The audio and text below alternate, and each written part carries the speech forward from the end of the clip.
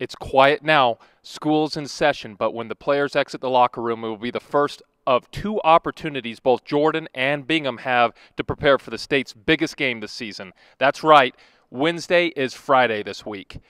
The two programs have combined for the past three Class 5A state championships, with Bingham capturing two straight. The Miners bring with them a 33-game in-state winning streak, along with the stingiest defense you'll find in Utah.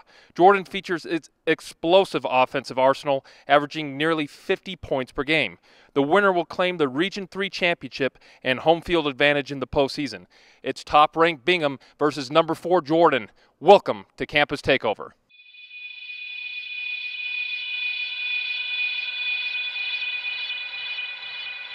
This is Campus Takeover, brought to you by Trib Preps. Each week we'll visit the campus of one of Friday night's marquee matchups. We'll break down key storylines and talk with players and coaches from both teams. And afterward, we'll pick the winners of the biggest games. Hit it!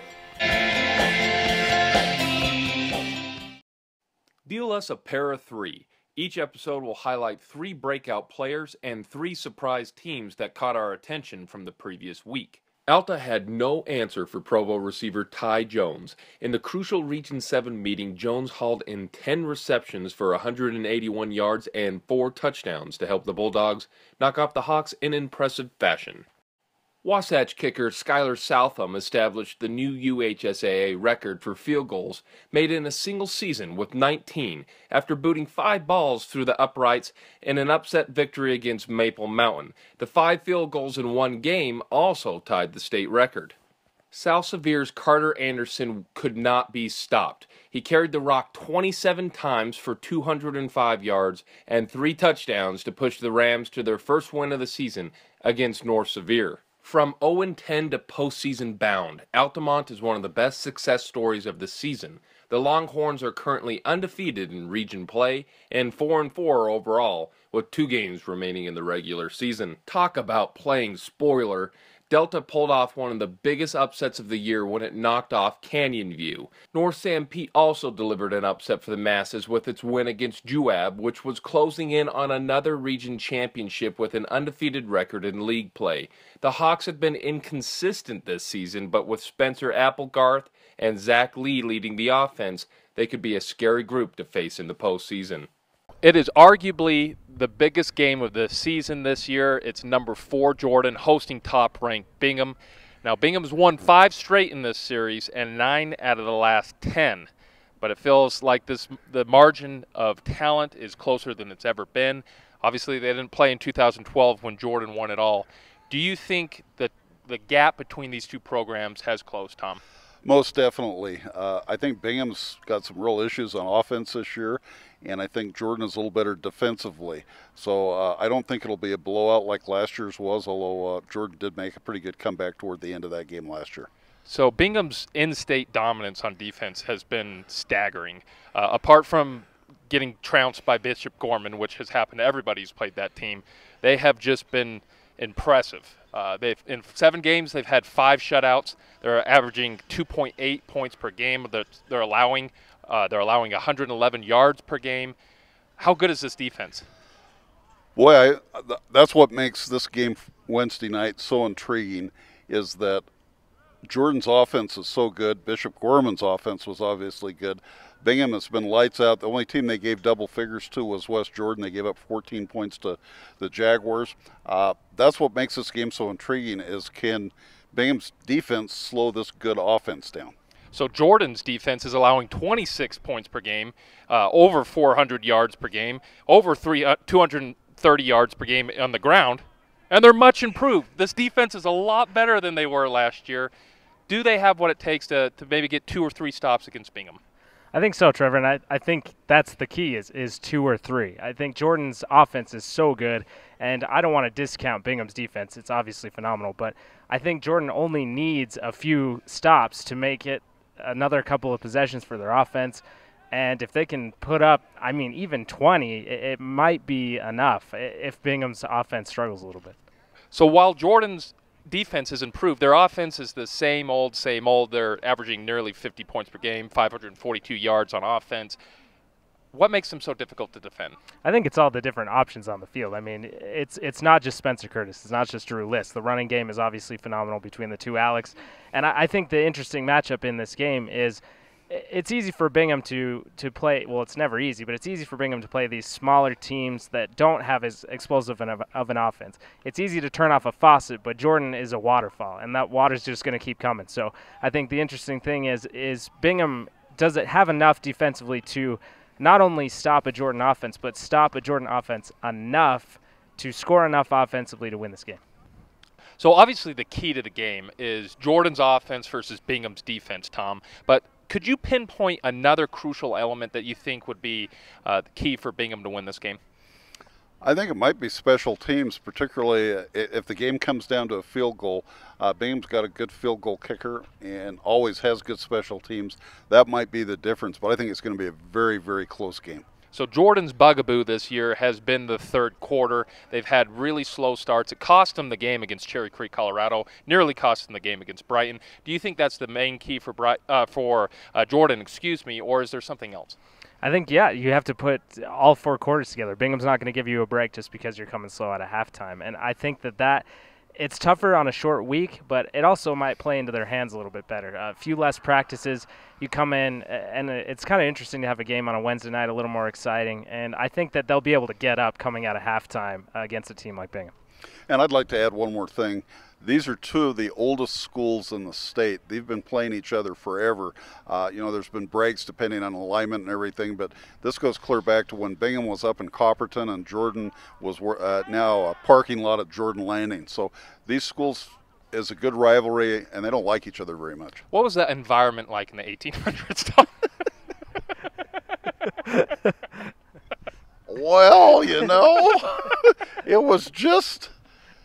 they used the leather helmet thing, and we had to take covered wagons to the game.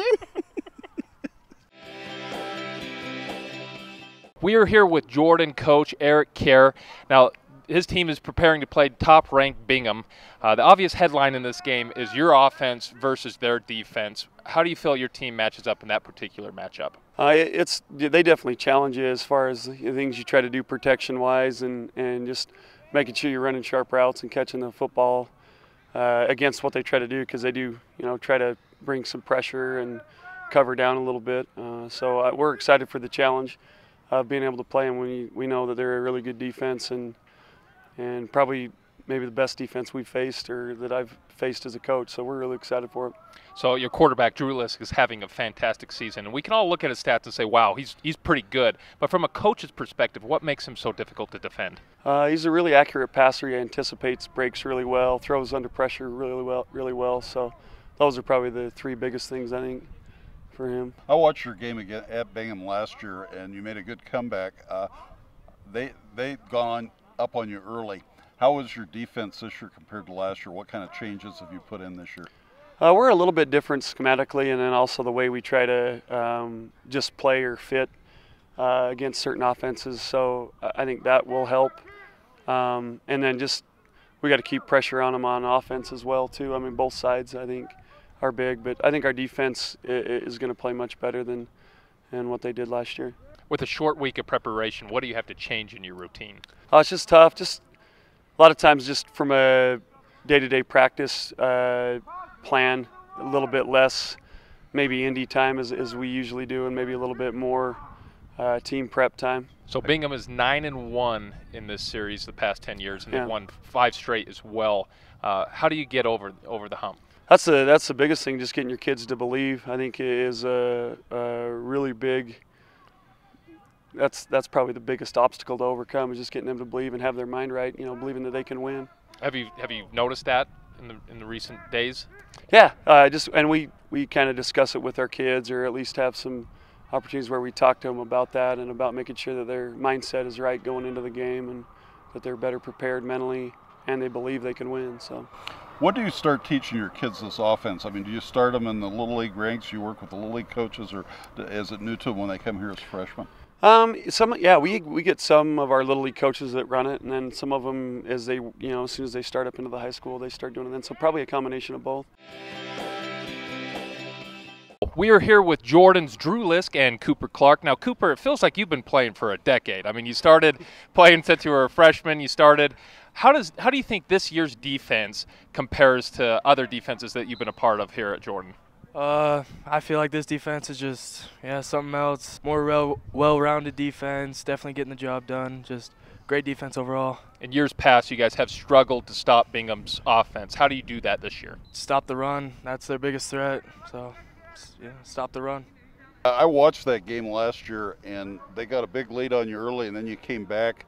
Does that comeback help you, give you some confidence going into this game? Yeah, it gives me confidence going into this game just because I feel like we're a team that'll start off strong and finish strong, so we don't have to come back. We'll start off good.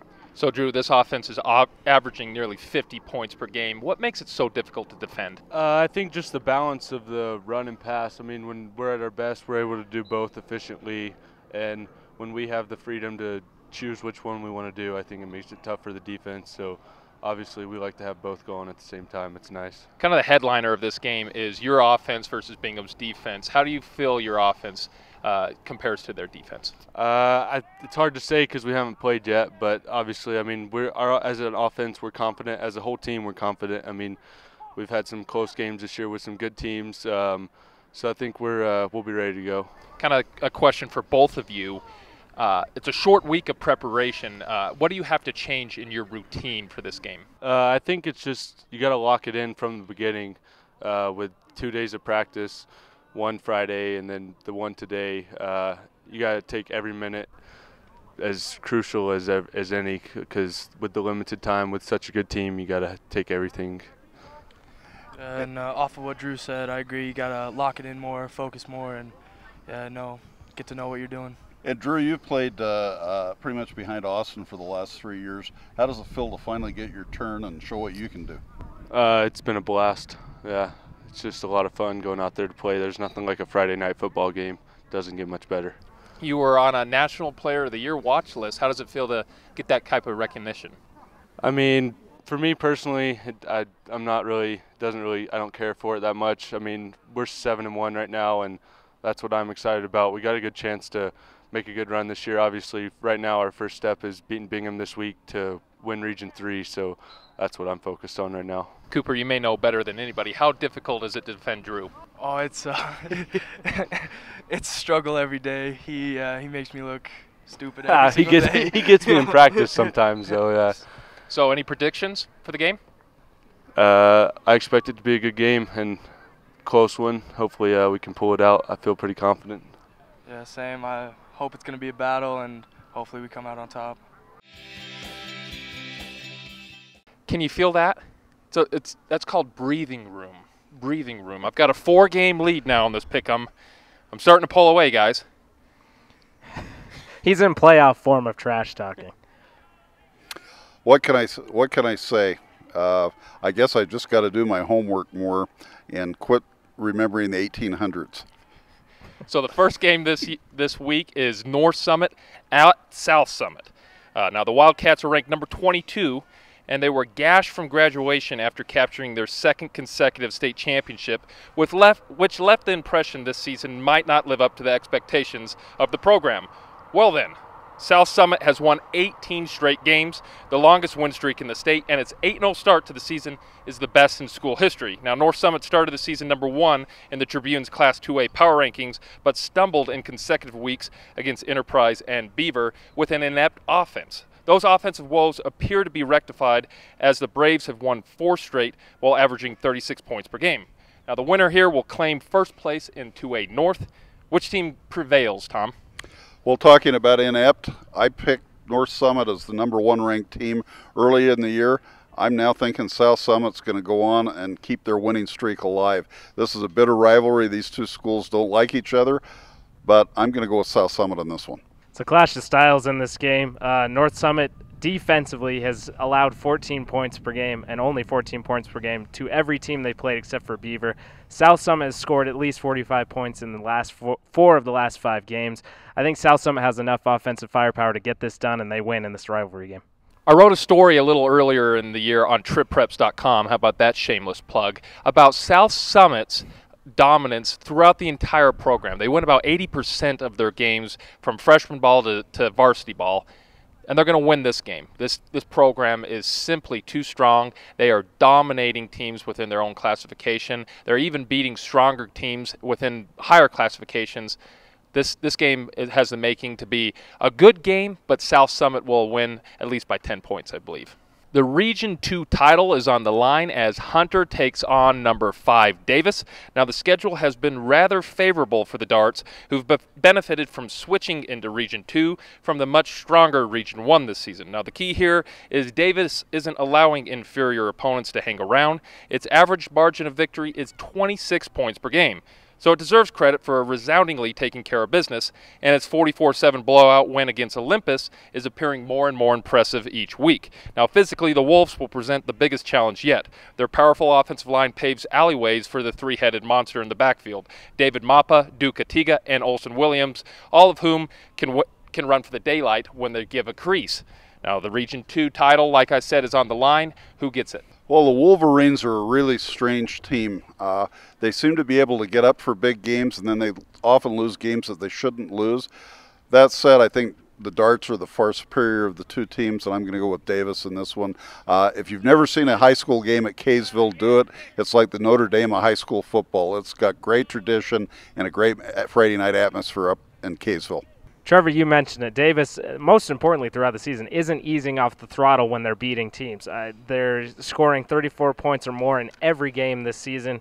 Hunter has beaten up on the teams it was supposed to, but it's lost to the Binghams, the American Forks, the Harrimans.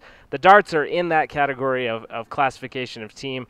Their offense is great. I saw them beat Taylorsville earlier this year, and I think the Darts take this one at home. So I've seen both these programs play in person this season. Davis whipped up on Syracuse, while Hunter struggled and ended up winning with 5 seconds left against Viewmont. This is at home. I like Davis's potential on offense. They're running the pistol formation this year, and it's really generating a lot of success. I like Davis to remain undefeated. Number 12, Fremont, hits the road to number 2, Skyview. Now, Fremont has 3 losses and is still ranked number 12 in the state. Well, those 3 losses are by a collective 9 points against Brighton, Mountain Crest, and Roy.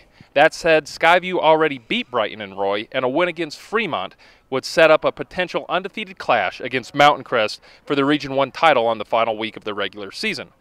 The Bobcats, like Davis, also have a 26-point margin of victory, but could they get sucked into the trap of overlooking the Wolves on a short week of preparation in anticipation for next week? The answer to that question is not a chance.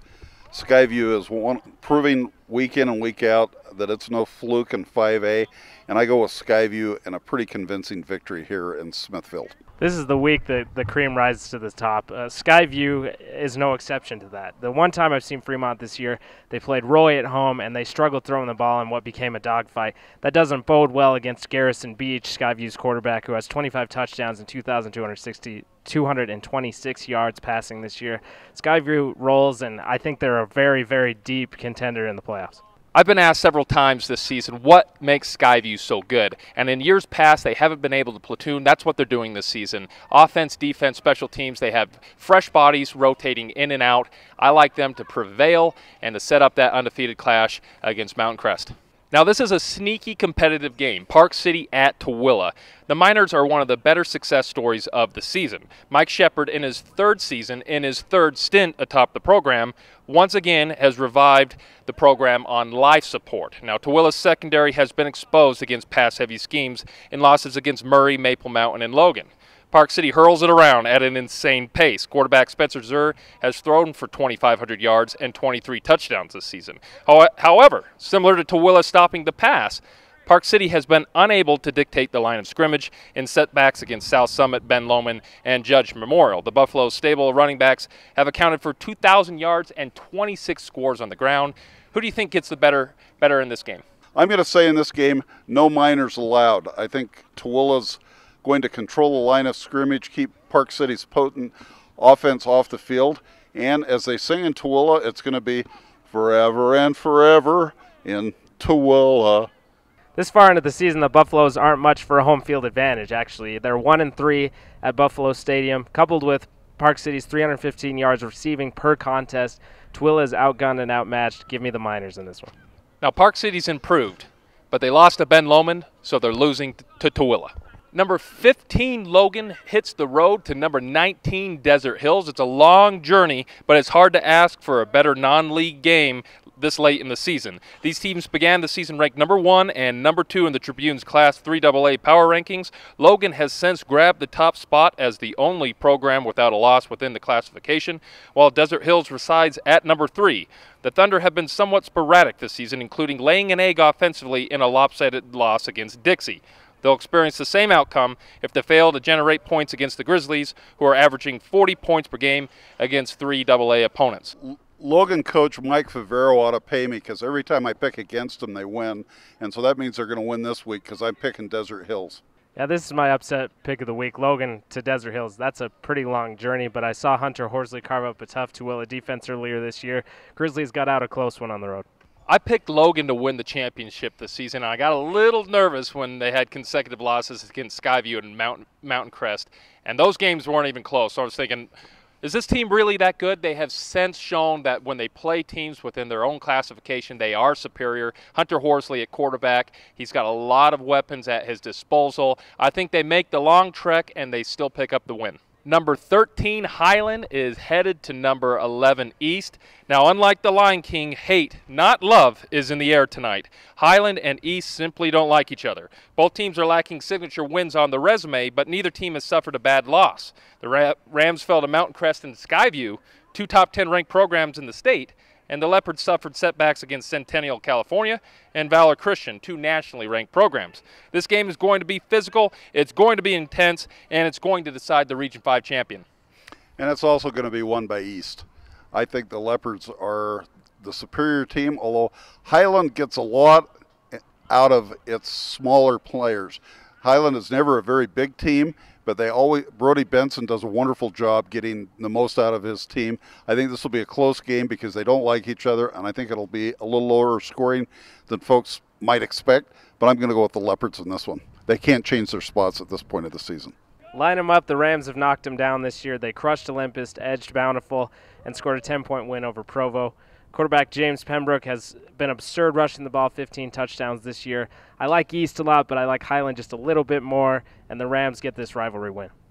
I also like East to win this game. They are starting to find their rhythm offensively. Johnny Lang, a transfer from Florida, has a couple games under his belt. They're scoring more points, and when they're scoring more points, this is a hot take of the week, they win games. East wins.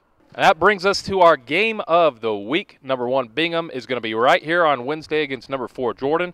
Now, this colossal matchup of Titans boils down to the ugly units of each team. Bingham's defense is the best in the state. Jordan's offense is numero uno in Utah. But can the Miners score points?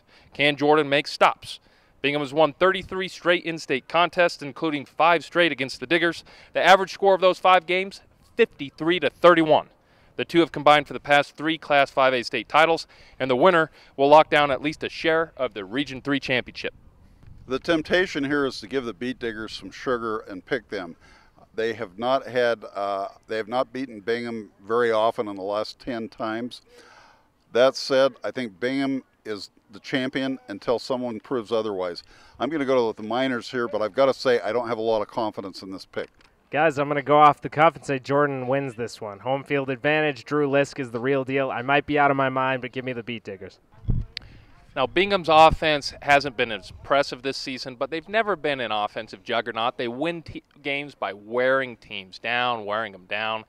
And unlike Tom, I do think Miners are going to be here. Hi-ho, hi-ho, hi-ho, hi-ho. Bingham wins.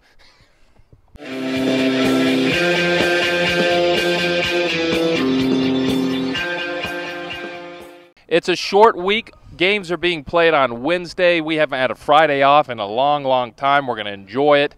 Thanks for joining us here on Campus Takeover.